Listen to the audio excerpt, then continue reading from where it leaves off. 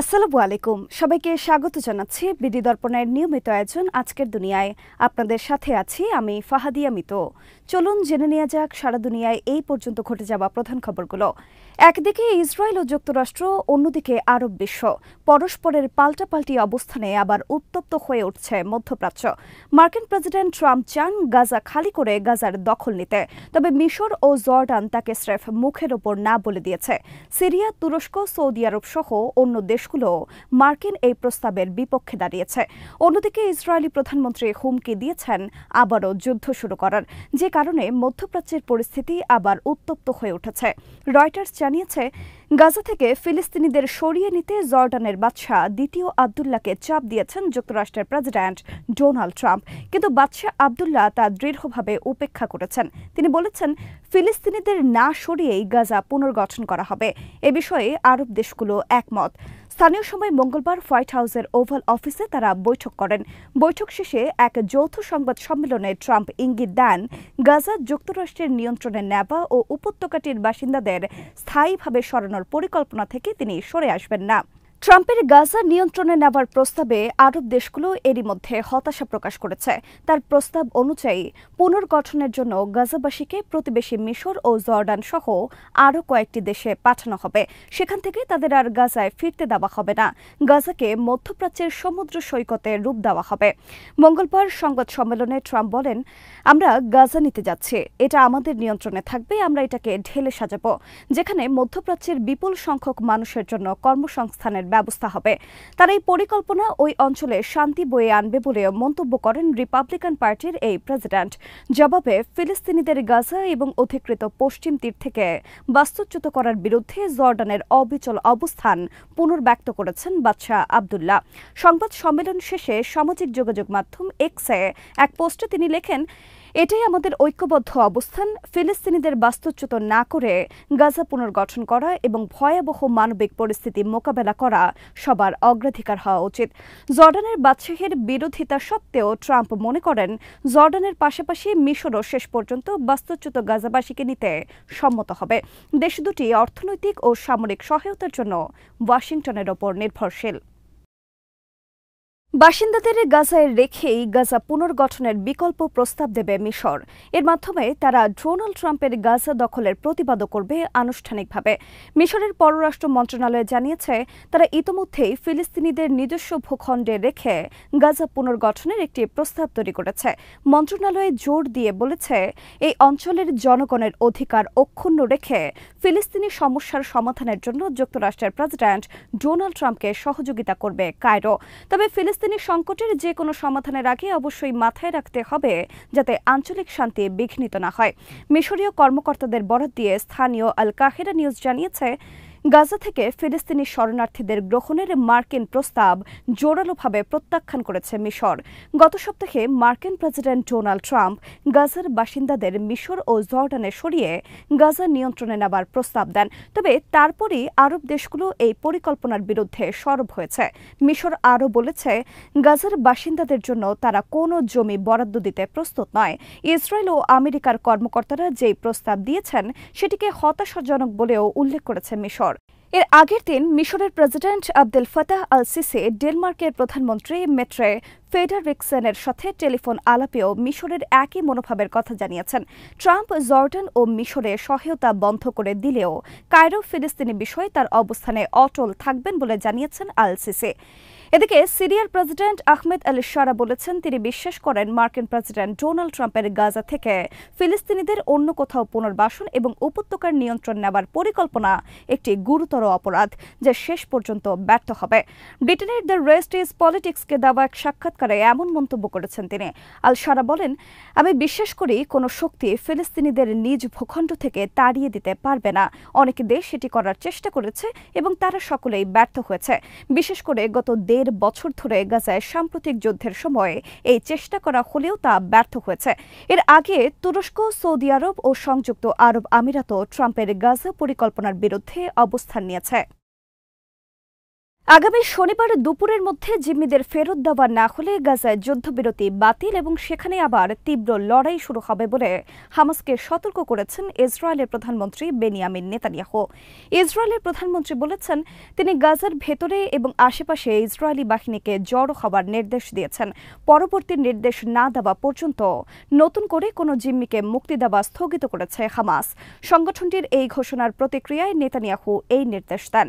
Netanyahu বাদবাকি ৭৬ জিম্মির মুক্তির দাবি করেছেন নাকি শনিবারে যে ৩ জনকে মুক্তি দেওয়ার কথা ছিল তাদের মুক্তির দাবি করেছেন তা স্পষ্ট করেননি তিনি।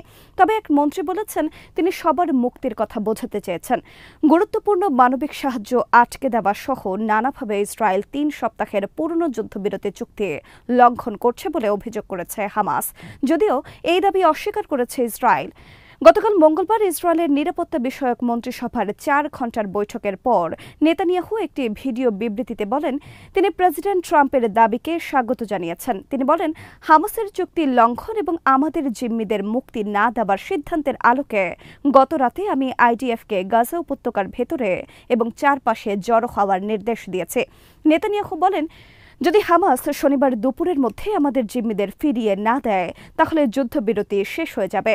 হামাসের চূড়ান্ত পরাজয় না হওয়া পর্যন্ত আইডিএফ পুনরায় তীব্র লড়াই শুরু করবে। তার এই আলটিমেটাম মন্ত্রিসভায় সর্বসম্মতভাবে অনুমোদন পেয়েছে। নেতানিয়াহুর বক্তব্যের পর হামাস বলেছে তারা যুদ্ধবিরতি চুক্তির প্রতি প্রতিশ্রুতিবদ্ধ এবং যে কোনো জটিলতা কিংবা বিলম্বের জন্য ইসরায়েল দায়ী।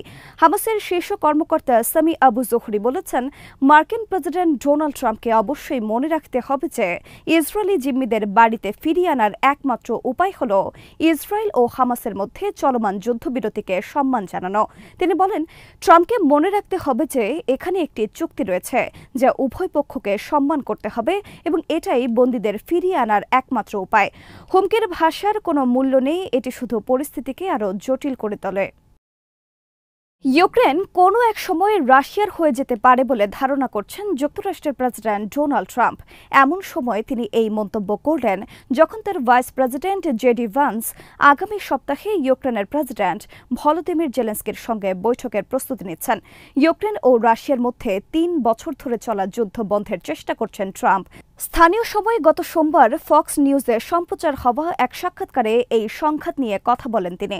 সাক্ষাৎকারে ট্রাম্প বলেন ইউক্রেন একটি চুক্তি করতে পারে, নাও করতে পারে। তারা একদিন রাশিয়ার হয়ে যেতে পারে কিংবা রাশিয়ার নাও হতে পারে। ইউক্রেনকে দেওয়া যুক্তরাষ্ট্রের সহায়তার বিনিময়ে মুনাফা অর্জনের ওপরও জোর দেন ট্রাম্প।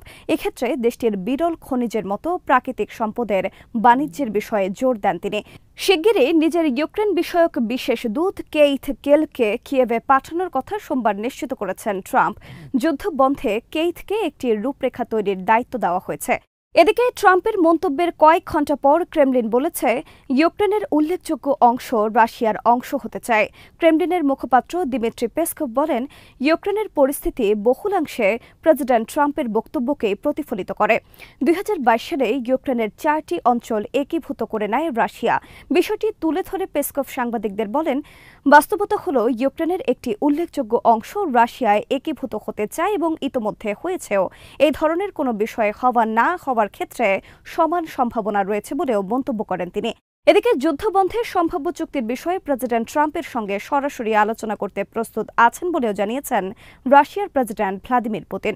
সম্প্রতি দুই নেতার মধ্যে ফোনালাপের খবর দিয়েছে নিউ ইয়র্ক টাইমস।